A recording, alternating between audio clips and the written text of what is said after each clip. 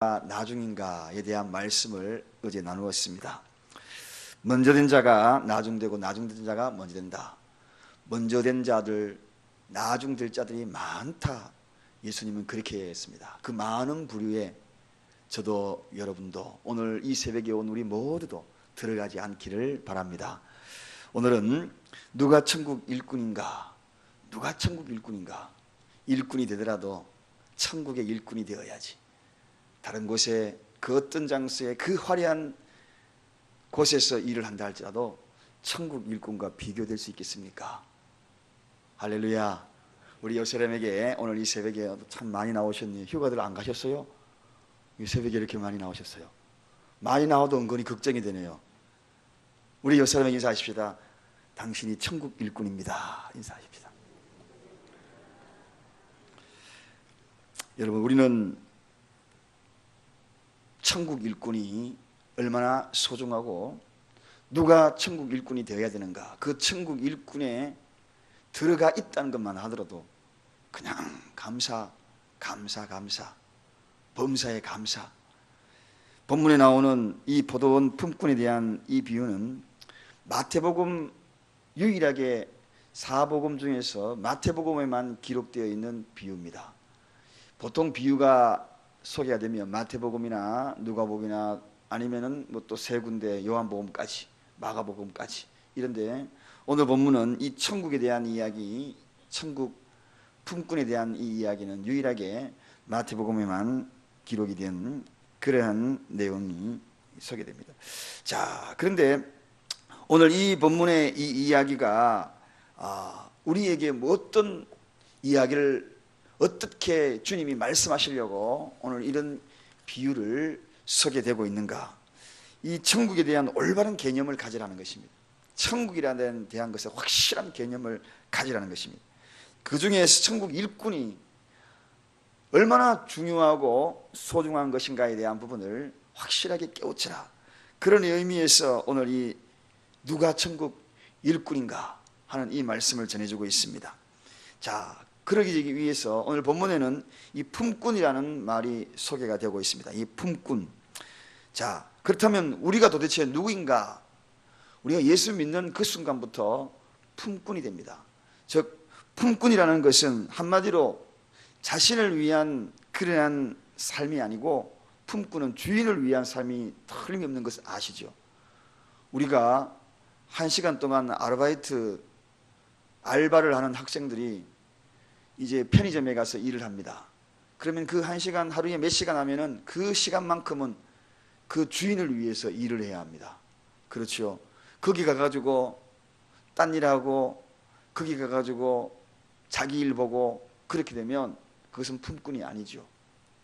마찬가지로 품꾼이라는 것은 예수 믿는 그 순간, 그때부터는 품꾼이 됩니다. 그래서 살아도 죽어도 내 인생의 모든 삶은 하나님 주인을 위해서 살아갈 수밖에 없는 것입니다. 그래서 품꾼은 오직 자신을 소유한 주인을 위해서 일을 해야 되는 것이 품꾼이다. 그런데 이 품꾼이 어떻게 품꾼이 되었는가 하는 것입니다. 나를 샀기 때문에 주인을 위해서 일을 하는 거죠. 무엇으로 샀는가? 그게 바로 핏값으로 샀다는 것입니다. 예수 그리스도의 핏값으로 샀다. 돈 몇 푼 주고 몇 냥 주고 산 게 아니에요. 예수 그리스도의 핏값으로 사신 것입니다. 엄청난 가치를 지불했어요. 그래서 이 가치를 비유하자면 천하보다도 바꿀 수 없는 가치라는 것입니다. 그 정도 가치를 부여받은 품꾼이 조금만 뭐라 그러면 하나님을 멀리하고 벗어나고 시험 들고 나자빠지고, 아니 이렇게 나약해지고 그런 존재가 되어서는 안 되는 것이에요. 품꾼, 엄청난 가치 있는 존재입니다. 그 가치를, 핏값을 지불했다는 그 뜻을 구속이다, 그렇게 이야기합니다. 구속이다, 너는 내 것이라는 겁니다. 이게 바로 구속이라는 것입니다. 구속은 한마디로 이야기하면 예수 그리스도의 핏값을 주고 내가 너를 샀다, 그 뜻이 구속입니다. 구속을 받은 사람이, 그래서 기독교를 많은 사람들이 자유다라고 이야기하는 것은 예수 안에서 자유지, 다른 곳의 자유가 아닙니다. 품꾼은 예수 안에서만 누릴 수 있는 자유지, 세상에서 자유하라는 것이 품꾼의 이야기가 아니죠. 그건 배은망덕한 사람들이 하는 이야기, 도둑놈 심보를 가진 사람이 하는 말, 주인에게 아주 그릇된 그런 일을 하는 사람들이 하는 이야기입니다. 그래서 저와 여러분들은 품꾼은 소유한 그분에게, 그분이 하는 그 일들에 내가 움직이고 따르고 하는 것이 바로 품꾼의 이야기입니다. 그래서 품꾼이 가져야 될 자세의 첫째는 바로 순종의 자세죠. 주인의 말에 순종하는 것은 당연한 이야기입니다. 당연한 이야기. 그 당연한 이야기를 우리는 순종이라는 이야기를 지키지 않는다는 것 자체가 어쩌면은 기적일지 모릅니다. 기적이 뭐냐? 기적은 특별한 일들이, 상상도 못한 일이 일어나는 것이 기적이라고 이야기합니다. 순종하지 않는 것이 어쩌면 우리에게는 기적일 수도 있습니다. 마땅한 거거든. 품꾼은 하나님의 명령에 순종하는 것이 당연한 건데, 우리는 순종하고 어떻게 잘하는 거 보고 야, 저것마저 순종했을까? 기적적인 일이다 라고 이야기하지만 그게 기적인 것이 아니라 사실은 당연한 일이죠. 사랑하는 여러분, 저와 여러분이 핏값으로 구속된 자들인 것을 잊지 마십시다. 이게 포도원 누가 천국 일꾼인가? 천국 일꾼은 구속된 자, 품꾼이기 때문에 당연하게 우리는 그 일들을 할 수밖에 없는 것입니다. 그러므로 우리가 생각하는 이 순종이라는 이 단어는 그저 마땅한 단어다, 그렇게 생각하는 것입니다. 불순종은 이게 오히려 기적적인 일이다, 그렇게 표현할 수 있을 것 같습니다. 순종은 당연, 불순종은 기적이다, 도저히 일어날 수 없는 일이라는 것입니다. 주님 그렇습니다, 주님 맞습니다, 주님 그렇습니다. 우리에게는 이러한 용어밖에 나오지 않을 것이, 이게 바로 순종이 아닌가, 이게 바로 품꾼의 자세가 아닌가. 두 번째는 품꾼은 자신의 의사를 포기하는 것이 품꾼입니다. 여러분, 품꾼이 권리를 주장하고 나설 수는 없는 거지요. 품꾼은 언연히 자신의 의사는 포기되고 주인의 의사가 당연한 것이, 이게 품꾼의 자세입니다. 포도원에 가가지고 수확을 해라 그렇게 이야기하는데 품꾼이 아이고 지금은 수확 때가 아닙니다, 좀 더 자자, 좀 더 눕자 하겠습니다, 이게 품꾼의 자세가 아니죠. 품꾼은 내 의사를 포기하는 것입니다. 주인의 의사에 맞추는 거죠. 저는 여러분은 어찌하든지 간에 주인의 의사에 맞춰서 하루를 살아가려고 하는 것이 품꾼의 자세. 왜? 구속되었기 때문에. 무엇으로? 예수 그리스도의 핏값으로 천하보다도 바꿀 수 없는 엄청난 값을 지불한, 영생이라는 엄청난 소유를 지불받은 그런 자들, 그런 것들 이미 우리는 우리 몫을 다 받았어요. 모섬들은 일 끝나고 난 다음에 거기 따른 수확을 줍니다. 그동안에 10년 일했다. 그렇지만 우리는 이미 하늘나라에 우리 집이 다 받았어요. 선불 받은 겁니다. 선불. 이렇게 선불 주는 사업가들 봤습니까? 이 선불 주는 사업가는 흔치 않습니다, 여러분. 근데 우리 하나님은 선불로 영생을 제공하셨어요. 영생을 제공. 그러니 마땅히 감사합니다. 주님 감사합니다. 그러니 하나님의 은혜입니다. 땀을 흘리면서도 하나님의 은혜입니다. 핍박을 받으면서도 하나님의 은혜입니다. 감사합니다. 나 같은 것, 그래서 사도 바울이 벌레만도 못하다, 죄인 중에 개수다, 종 중에 가장 지극히 작은 종을 어찌 하나님의 은혜가 이처럼 큰지 나는 범사에 감사할 수밖에 없습니다. 항상 기도할 수밖에 없습니다.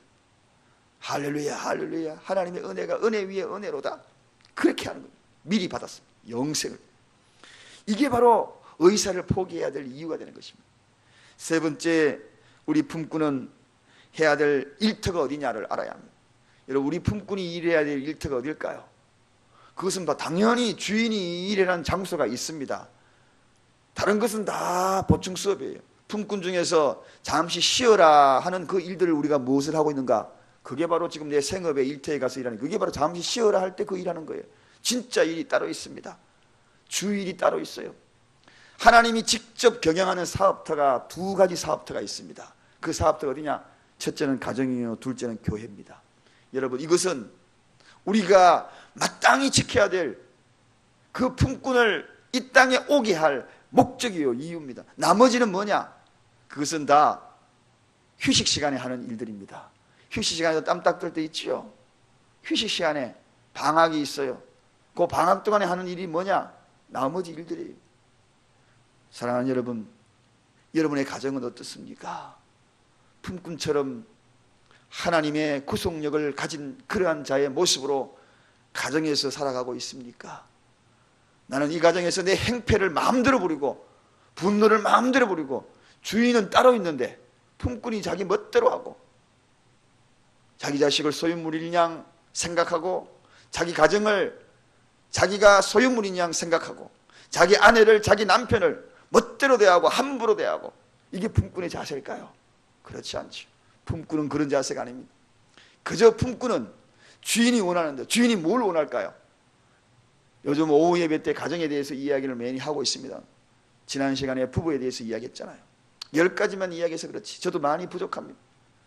품꾼이 부족한 모습을 늘 생각하면서 함께 그 가정을 아름답게 가꾸고 알알이 연거는 포도원, 그 포도원의 수확을 해서 병충해 제거하고 물 주고 약 뿌리고 그렇게 해가지고 가꾸는 것이 이게 품꾼의 자세죠.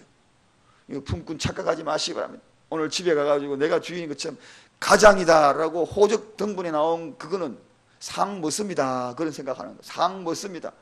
가장이다 그러니까 내 집에 어른인 줄 알고 착각하고 어른은 따로 있습니다. 품꾼입니다. 이게 바로 품꾼의 자세. 하나님이 에덴 동산에서 최초로 만든 것이 이게 바로 하나님의 사업터입니다. 이 하나님의 사업터는 남겨야 될 것 아무것도 없습니다. 오직 하나님의 사업터에 남겨야 될 것은 사랑입니다. 믿으시면 우리 아멘 하십시다. 사랑의 열매만 남아요. 나를 막 아내가 흔들면은 무엇이 떨어져야 될까요? 사랑의 열매만 주룩주룩 떨어져요.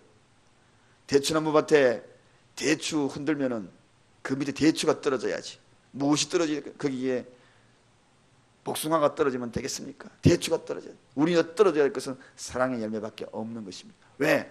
품꾼이 주인 따로 있으니까. 주인을 위한 농사는 그것밖에 없는 것이니까. 두 번째, 교회입니다. 교회가 바로 이 품꾼입니다. 여러분, 하나님의 유일한 사업장, 하나님의 사업장은 이 교회의 사업장이에요. 여기에서 우리는 잘해야 하는 것입니다. 하나님이 원하는 것이 뭘까요? 이 사업장에서 우리가 원하는 것이 뭘까요? 이 사업장에는 구원을 위한 몸부림이 있어야 돼요. 복음을 위한 몸부림이 있어야 돼요. 섬김을 위한 몸부림이 있어야 돼요. 아름다운 교제를 위한 몸부림이 있어야 돼요. 그게 우리가 남겨야 될 품꾼의 자세입니다. 그런데 교회에서 내 의의를 드러내고 나의 모든 것을 드러내고 그런 곳이 품꾼이 아닙니다. 오직 주인을 위하여서. 사랑하는 여러분, 이렇게 이 두 사업장이 하나님의 사업터입니다. 나머지는 다 부수적인 거예요. 부수적인 거예요.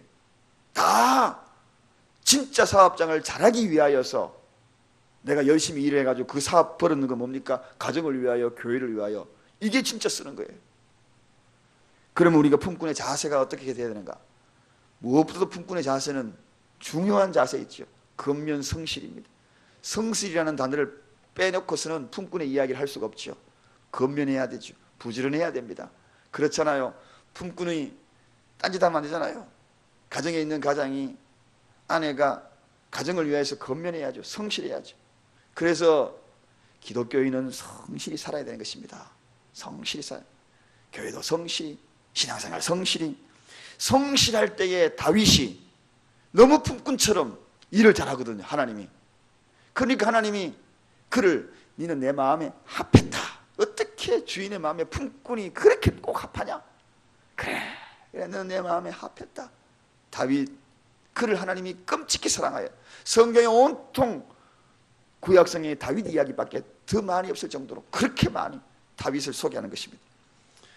사랑하는 여러분, 저는 이제 말씀을 정리합니다. 내가 누구인가? 주인이 아니에요. 고용받은 사람도 일시적인 고용이 아니에요. 죽을 때까지. 예수 있는 딱 그 순간부터 우리는 품꾼입니다. 품꾼이 무슨 할 말이 그렇게 많겠습니까?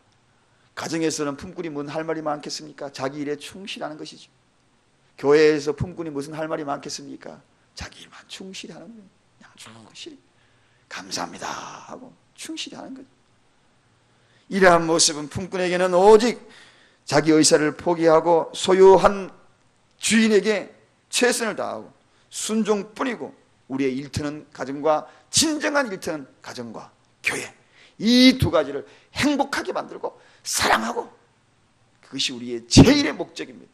밖에서 아무리 삐까번쩍 잘 나간다 할지라도 가정에서 그냥 행복하지 못하면 품꾼이 아니에요. 오늘 이 말씀을 잘 기억하여 품꾼으로서 오늘 살아가기를 주님의 이름으로 축원드립니다. 우리 옆 사람에게 인사하십니다. 당신은 하나님의 품꾼입니다. 내가 할 것은 사랑할 것밖에 없습니다.